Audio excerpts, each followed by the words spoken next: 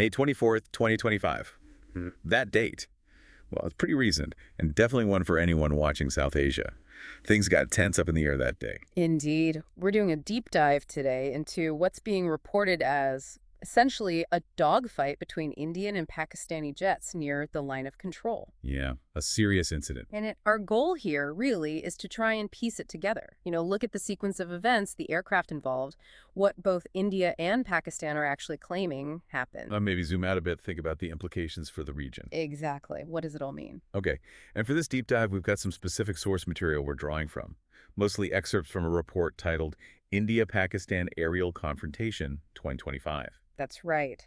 And that report apparently uses details from a video source, too, one titled in Urdu. Let me see. The report's going to be a TV series. It's CP Fanti of 2025 and Tosh Day 6/25 and Seep Sante, which translates roughly to India and Pakistan's new aerial confrontation. Full details of the 2025 air dogfight. Got it. Okay, so the incident itself. Take us back to May 24th. How did it start? Well, the timeline seems to kick off around 9:05 in the morning local time. The Indian Air Force, the IAF, said they detected what they called suspicious Pakistani aerial activity. This was near the Poonch sector. Okay.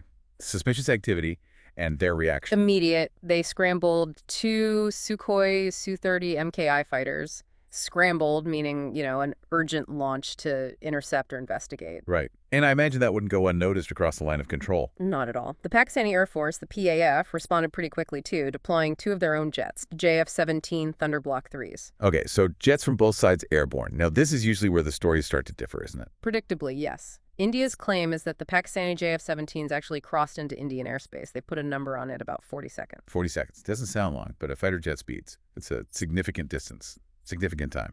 Oh, absolutely. In aerial terms, that's not trivial. So what's Pakistan's side? Why do they say their jets were up there and engaging? Pakistan's narrative is different.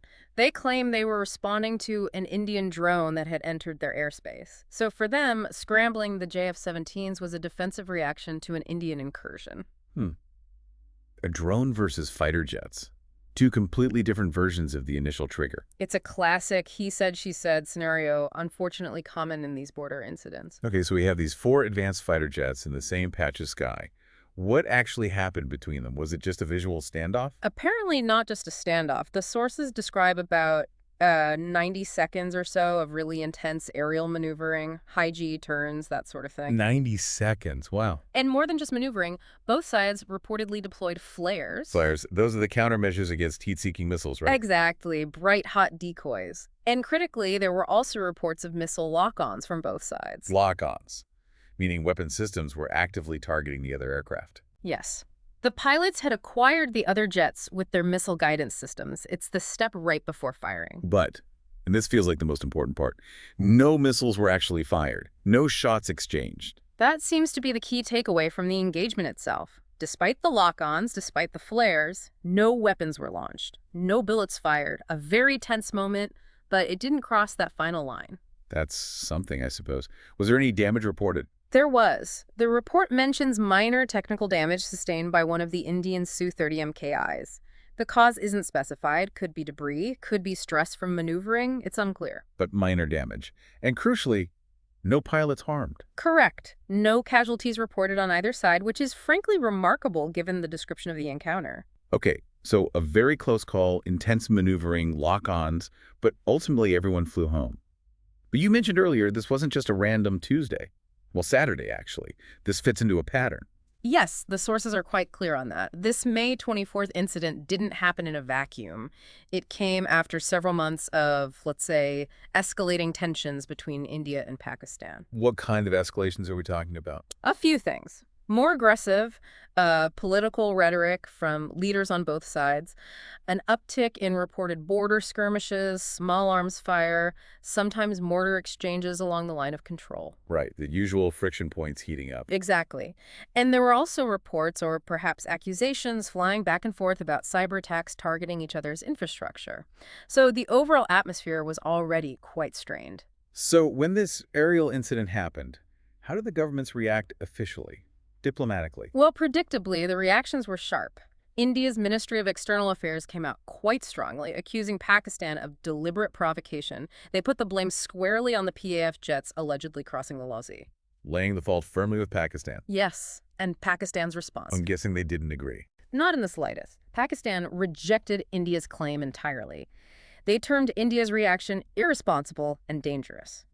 Their stance was that India was overreacting to a necessary defensive measure against the drone they claimed was in their airspace. So the diplomatic channels reflected the opposing narratives we saw about the incident itself. Pretty much, yeah. Each side blaming the other, using quite pointed language. And this, of course, always brings us back to the elephant in the room. These are two nuclear-armed states. That's the crucial context, always. Any direct military confrontation, even one like this where shots weren't ultimately fired, carries immense risk. Miscalculation, accidental escalation. The potential consequences are just unthinkable. It really highlights the fragility, doesn't it? Even a 90-second aerial encounter feels incredibly dangerous. It does. It serves as a stark reminder of how quickly things could spiral. Let's shift gears slightly and talk about the hardware. The aircraft involved here, these aren't old planes. No, definitely not. On the Indian side, the Sukhoi Su-30 MKI, it's a mainstay of the IAF, a very capable twin-engine multi-role fighter. A key feature mentioned is its Beyond Visual Range Missile Capability, BVR. BVR. Explain that a bit more. It means the aircraft can target and theoretically shoot down an enemy plane from dozens, sometimes over 100 kilometers away, well before the pilots can actually see each other. It changes the whole dynamic of air combat compared to, classic dogfights. Sophisticated stuff. And the Pakistani aircraft, the JF-17 Thunder Block 3. Also a modern platform. The JF-17 program is a joint venture between Pakistan and China. This Block 3 variant is the latest, significantly upgraded version. What are the key upgrades in Block 3? The big one highlighted is the ASA Radar Active Electronically Scanned Array. It's a much more advanced radar system than older types. So what does ASA give it? Better detection range, resistance to jamming, the ability to track many targets at once with higher precision. It also boosts its electronic warfare capabilities. It really brings the JF-17 into the modern fighter category. So both sides brought serious modern air power to this encounter. Does the choice of these specific aircraft tell us anything? I think it tells us a couple of things. One, both air forces have these advanced capabilities readily available for rapid deployment near the border. They can respond quickly. Shows readiness. Yes. And two, maybe counterintuitively, the fact they used these capable jets but didn't escalate to firing might suggest a degree of controlled signaling, demonstrating capability, showing resolve, but perhaps with an implicit understanding not to cross the ultimate line. It's a very dangerous game of signaling, though. A high-tech, high-stakes balancing act. Okay, so after this tense encounter, what's next? Are there signs of de-escalation? There are some tentative signs, according to the sources. Reports emerged suggesting that diplomatic channels between India and Pakistan were reactivated fairly quickly after the incident.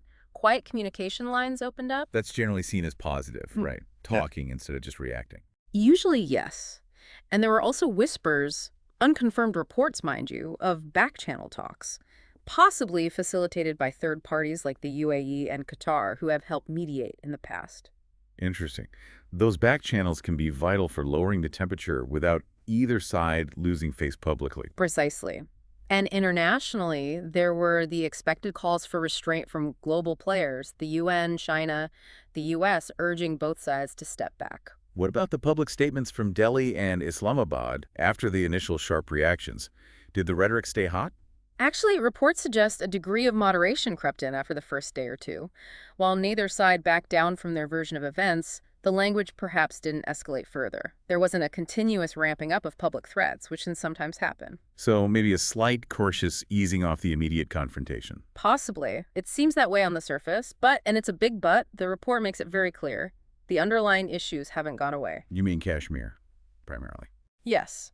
The core dispute over Kashmir, the political tensions, the military posture along the line of control, all that remains. So while this specific incident might have de-escalated for now, the potential for future flare-ups is still very much there. Okay, so let's try and summarize what we've covered in this deep dive. We looked at the May 24th, 2025 incident. Right, an aerial confrontation near the line of control involving Indian Su-30 MKIs and Pakistani JF-17 Block 3s. With conflicting accounts of who did what first, India alleging airspace violation, Pakistan citing a drone incursion response. Then about 90 seconds of intense maneuvering, flares deployed, missile systems locked on. But crucially, no weapons fired. Minor damage to one